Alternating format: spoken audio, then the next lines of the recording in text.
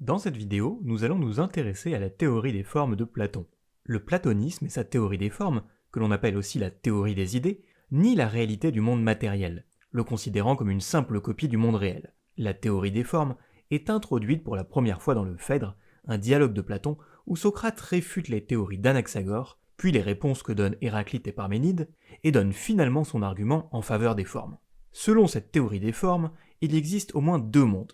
Le monde apparent des objets concrets, saisis par les sens et qui changent constamment, et un monde immuable et invisible des formes ou des objets abstraits, saisis par la raison pure et qui permet de fonder ce qui est apparent. Les formes de Platon représentent donc des types de choses, ainsi que des propriétés, des motifs et des relations auxquels nous nous référons en tant qu'objets idéels. Tout comme les tables, les chaises et les voitures font référence à des objets de ce monde, les choses comme la justice, la vérité et la beauté font référence à des objets d'un autre monde. L'un des exemples les plus cités de Platon pour les formes consiste dans le théorème de Pythagore. En d'autres termes, les formes sont des objets donnés comme solution aux problèmes des universaux. Par exemple, comment un prédicat rouge peut-il s'appliquer à de nombreux objets rouges? Pour Platon, cela est dû au fait qu'il existe un objet abstrait ou une forme du rouge, la rougeur elle-même, à partir de laquelle les différentes choses rouges participent. Mais en plus d'être immuables et intemporelles, les formes fournissent également la définition et la norme par rapport à laquelle toutes les instances concrètes sont mesurées.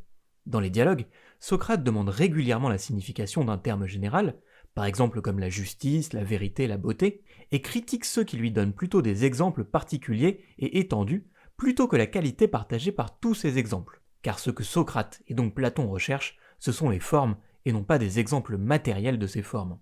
On comprend dès lors pourquoi Platon est si critique à l'égard des artistes. Si le monde des idées peut se comprendre comme le monde véritable, le monde physique dans lequel nous vivons est en quelque sorte une vision appauvrie de la réalité, un peu comme la matrice par rapport au monde véritable dans le film du même nom.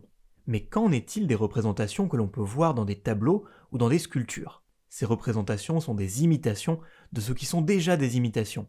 Pour mieux comprendre, prenons un exemple que Platon utilise lui-même. Un lit peut se comprendre au moins de trois façons. Il y a l'idée du lit, qui correspond à ce qu'il y a de plus essentiel et qui fait qu'un lit est un lit. Concrètement, cela peut être le fait de pouvoir dormir dedans, dans une position allongée, et cette idée est immuable, c'est-à-dire qu'elle ne change pas, elle n'a pas de matière, pas de couleur, et restera donc toujours identique à elle-même. Par contre, le lit qui se trouve dans votre chambre dans le monde physique a une existence matérielle. Il a une certaine position, il est fait d'une certaine matière, il a une certaine couleur, une certaine forme, et n'est donc pas aussi parfait que celui du monde des idées, parce que son existence va être modifiée au cours du temps. Sa couleur va se ternir, sa structure va s'affaisser, et en fin de compte, le lit que vous avez acheté ne sera plus identique avec le lit qui sera dans votre chambre dans quelques années. Mais ce n'est pas encore le pire lit. Le pire lit est le lit de l'artiste qui se trouve dans un tableau, car pour Platon, l'artiste ne connaît rien de ce qui fait l'essence du lit. Il n'en connaît que son apparence. Et ce n'est donc que l'apparence qu'il reproduit dans son tableau. Ce lit est l'imitation du lit déjà imparfait qui se trouvait dans le monde physique. Il s'agit donc d'une imitation, c'est l'ombre du nombre, une réalité doublement dénaturée. Pour récapituler, il y a donc un monde de prédicats parfaits, éternel et immuable, ce qui se trouve au-delà de la caverne, comme on le verra dans une prochaine vidéo, et ces formes existent dans le domaine de l'être, en dehors de l'espace et du temps.